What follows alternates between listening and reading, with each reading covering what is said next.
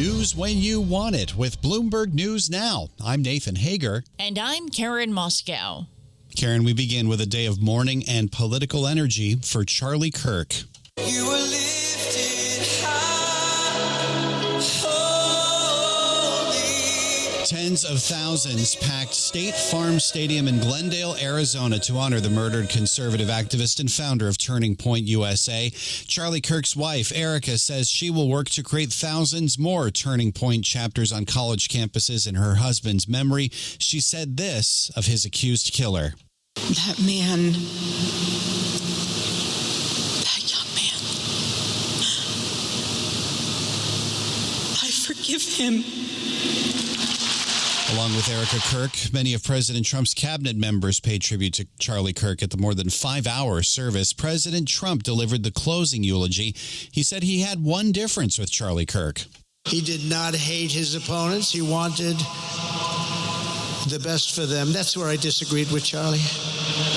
I hate my opponent, and I don't want the best for them. I'm sorry. I am sorry, Erica. President Trump called Charlie Kirk a martyr and said his murder was not just an attack on one man or one movement, but on the entire nation. Well, Nathan, there's new rules now in effect for those seeking high-skilled U.S. visas. On Friday, the Trump administration imposed a new $100,000 application fee for the widely used H-1B program. The new rules are expected to have a significant impact on Indian nationals who account for more than 70% of all H-1B visas. Bloomberg's Jill Deesa says the policy is a major change.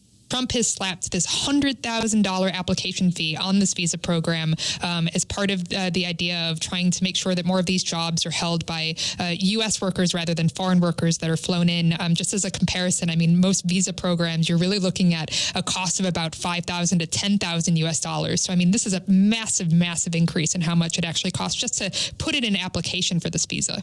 And Bloomberg's Jill Deesa says the new policy has caused chaos among companies that rely on the H-1B program to bring in global talent. Microsoft, Amazon, and Alphabet, some of the biggest beneficiaries of the H-1B program, are warning employees against foreign travel. And Karen, President Trump is making more tech news. He's indicating the Murdoch family could be involved in the takeover of TikTok's U.S. operations. We get that story from Bloomberg's Denise Pellegrini. After the White House announced that under a pending deal with China, TikTok will be majority-owned and controlled by American investors, including Oracle, Andreessen Horowitz, and Silver Lake Management, President Trump let this one drop on Fox News. Hate to tell you this, but a man named Lachlan is involved. You know who Lachlan is? That's a very unusual name, Lachlan Murdoch.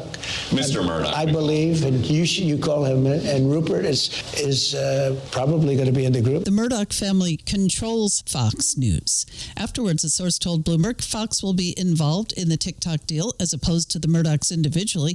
The White House says a deal to get the U.S. operations of TikTok out from under control of China's ByteDance, as required by U.S. law, will be signed in the coming days. Denise Pellegrini, Bloomberg Radio. All right, Denise, thank you. And just in on a red headline crossing the Bloomberg terminal, a White House official tells Bloomberg News Oracle will recreate and provide security for the new U.S. version of TikTok's algorithm under the deal taking shape to sell the Chinese-owned app to that consortium of American investors.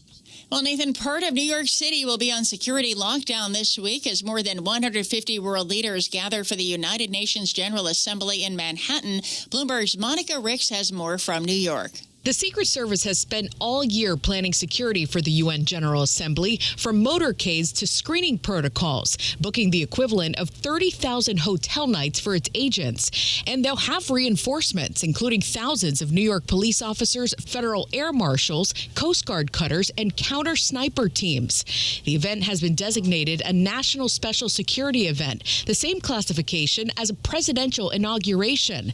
And though city officials confirmed there are no credible threats against this year's session, the backdrop will be tense following the assassination of conservative activist Charlie Kirk and wars in Ukraine and Gaza.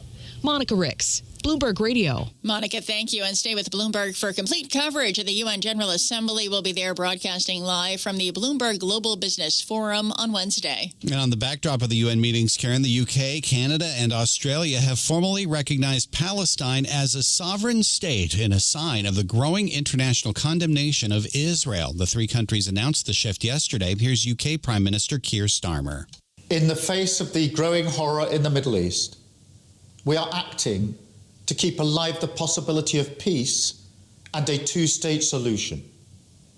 That means a safe and secure Israel alongside a viable Palestinian state. And that was UK Prime Minister Keir Starmer. U.S. officials are criticizing the move. They warn it will incentivize Hamas to prolong the war with Israel. And that's news when you want it with Bloomberg News Now. I'm Karen Moscow. I'm Nathan Hager, and this is Bloomberg.